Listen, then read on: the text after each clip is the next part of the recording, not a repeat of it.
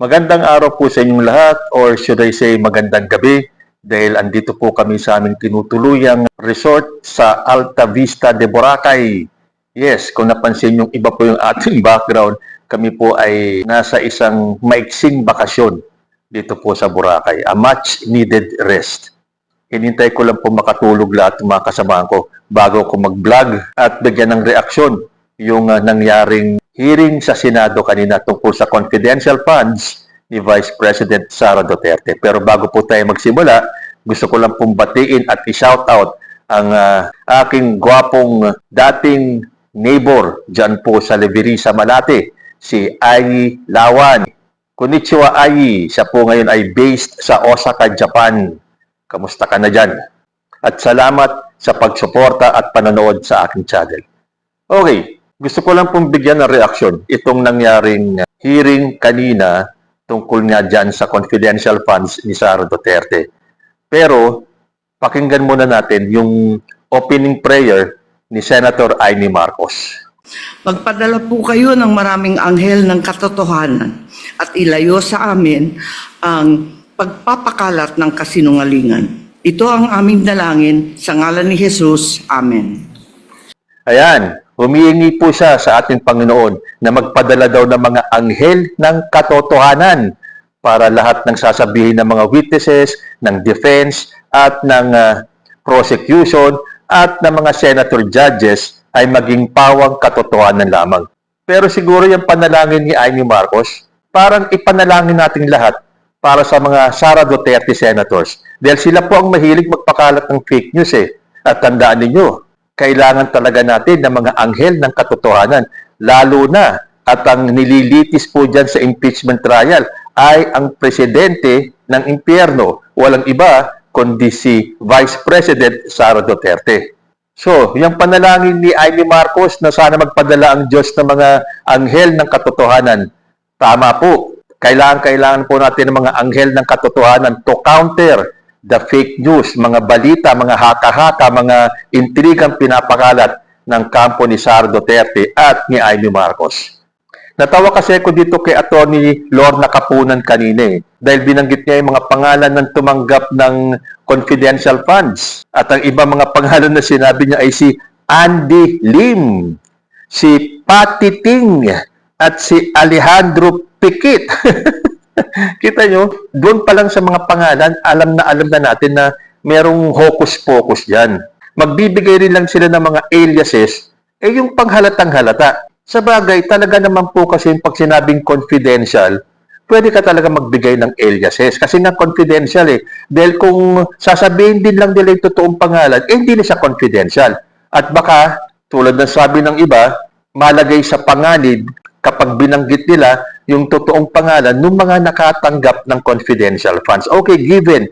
Talagang ganun Kaya lang po, ayon po dito sa nabasa ko, the informant of confidential information who is given a reward using confidential fund must remain anonymous, but his true name and alias shall be placed in a sealed envelope which only the special COA evaluator can open. Totoo naman kasi, kaya tinawag na confidential funds, dapat hindi malaman yung pagkakakilanlan ng mga tao o yung mga recipients ng confidential funds ni Sara Duterte.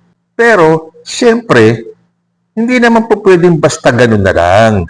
Kasi magiging ugat yan ng korupsyon na yan na nga ang nangyari. Hindi ba dapat kung meron ka mga aliases, meron dapat nakahiwalay na listahan or siguro nasa baol na merong special na tao na makakabasa at nandun nakasulat yung mga totoong pangalan ng mga aliases, yung totoong pangalan ng mga nakatanggap ng confidential funds. Dahil sabi nga dito yes, aliases and pseudonyms may be used for confidential fund transactions to protect identity. But the actual names of recipients and informants must still be documented and placed in a sealed envelope marked confidential for government auditors. O hindi nga ba? Dapat ganun eh. Meron ka mang alias dahil nga confidential, pero meron dapat talagang hiwalay na listahan kung saan andun yung totoong pangalan para sa mga government auditors. Baka ang akala ni Sara Duterte okay lang na porket confidential funds, wala na makakaalam. Talaga naman mangungurakot ka niyan. Kung ipagpipilitan ninyo na confidential must remain confidential, sinasabi pa nila ng mga DDS, kaya nga tinawag na confidential eh. Pero huwag tayong gaguhin. Talagang pwede yung mga aliases, mga pseudonyms na yan, pero sino ba talaga ang mga taong nasa likod ng mga pangalan na yan? Yan ang dapat nating malaman para malaman ng taong bayan kung totoo na yung confidential funds ay ginasta sa tama. Yun lang naman ang gusto natin malaman eh. Yung mga Mary Grace Piatos na yan, sila Andy Lim, sila Patty Ting na yan, okay. Nakakatawa man, pero confidential names yan. Mga pseudonyms yan. Pero sino ba talaga ang mga tao sa likod ng mga aliases na yan? Dahil kung hindi natin malalaman, napakadali naman ng gumawa ng kalokohan sa gobyerno. Sabihin lang na confidential yan eh. At dahil na confidential, dapat walang makaalam. Pero hindi po ganun ang kalakaran. You still have to have a list of the true names para pag dumating sa mga gantong pagkakataon na kailangan malaman natin ang katotohanan dahil sabi nga ni Aimee Marcos, sana magpadala ang Diyos ng mga anghel ng katotohanan. Yan ang kailangan natin. Malaman ang katotohanan behind the aliases and pseudonyms. Tama ba ako? Well, ayon po dito, yun ang sinabi nila. Yes, aliases, pseudonyms, pwede yan. Pero dapat merong separate na listahan para malaman kung sino talaga ang mga taong yon for government auditors. Hindi naman nalalabas yan eh.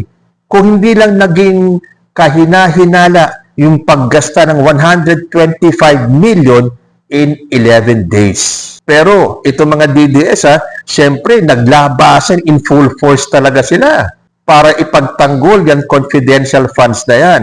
Pero sino ba ang lumalabas na mga bobo at mangmang?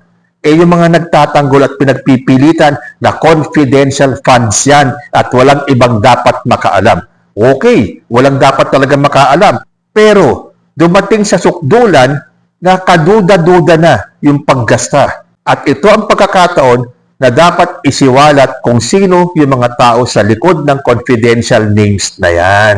At kapag napatunayan na ginasta naman sa tama yung pera, no questions asked na. Ititigil na yung investigasyon na yan. Mapatunayan lang kung saan napunta yung pera. Wala tayong pakialam kung sila ay nag-withdraw ng limpak-limpak na salapi dahil gagamitin niya sa confidential funds. Okay lang yun. Kung totoong ginamit sa tama. Mukhang hindi eh. At ito ang tamang pagkakataon para ipakita ni Sara Duterte na wala siyang kasalanan. Ang siste nito, takot si Sara Duterte humarap sa impeachment trial.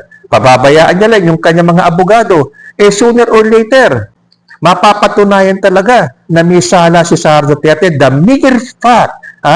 mere fact, kung kayo ay nag-iisip, the mere fact na takot siyang humarap. Ano ibig sabihin nun? May itinatago. Dahil kung walang itinatago, walang dapat ikatakot. Pero ang banat ng mga DDS at ni Sara Duterte mismo, kung sa kanya man nanggaling ito, sabi di umano ni Vice President Sara Duterte, isa lang dahilan kung bakit gusto nila akong ma-impeach kasi takot sila. Takot sila na maging presidente ako sa 2028. Sinabi kaya ni Sara Duterte yan? Or yung mga DDS lang. Tapos sinabi di umano ni Sara Duterte. Well, kung si Sara Duterte man ang nagsabi o kung sino man aliporis ni Sara Duterte, dalawang bagay yan. Hindi natatakot ang taong bayan kay Sara Duterte. Baka siya ang natatakot sa taong bayan. Kaya nga hindi siya makaharapin, di ba? Ngayon, on the other hand, oo, natatakot ang taong bayan. Bakit kanyo? Kasi kung ganito ang klase ng magiging presidente natin na hindi makaharap sa transparency, accountability, at sa obligasyon niyang magpaliwanag sa taong bayan, ano mangyayari sa bansa natin? Lahat na lang magiging confidential. Basta sinabi ng presidente na si Sara Duterte, wala kayong pakialam, hindi niyo dapat malaman kung ano ang ginagawa ko kasi lahat ay confidential. Pwede ba yun? Mag-isip-isip nga tayo kapag ito ang nanalong presidente Kawawang taong bayan. Limas ang pera ng gobyerno. Limas ang pera ng Pilipinas. Tapos sasabihin niya, isa lang daw ang dahilan kung bakit gustong i-impeach si Sara Duterte dahil natatakot tayo na maging presidente siya sa 2028. Hindi po yan ang dahilan. Kaya na-impeach si Sara Duterte ay dahil gusto natin malaman ang katotohanan. That simple. Huwag na tayong maggaguhan. Ang katotohanan dyan, gusto natin malaman ang katotohanan. Kaya nga humihiling itong si Amy Marcos na sana magpadala ang Diyos ng anghel ng katotohanan para gisingin itong kampo ni Sara Duterte na it is about time na magsabi sila ng katotohanan. Then nakita ninyo, lalo na yan, mga Sara Duterte senators, kung ano-anong mga pagbubulid ng mga intriga at fake news ang inilalabas nila. Tapos ang lakas ng loob itong si Amy Marcos na manalangin na sana magpadala ng anghel ng katotohanan ang ating Panginoon Diyos. Sana nga magpadala ng anghel ng katotohanan at gisingin itong kampo ni Sara Duterte, lalo na si Sara Duterte, at ipamukha sa kanya na hindi tayo natatakot sa kanya.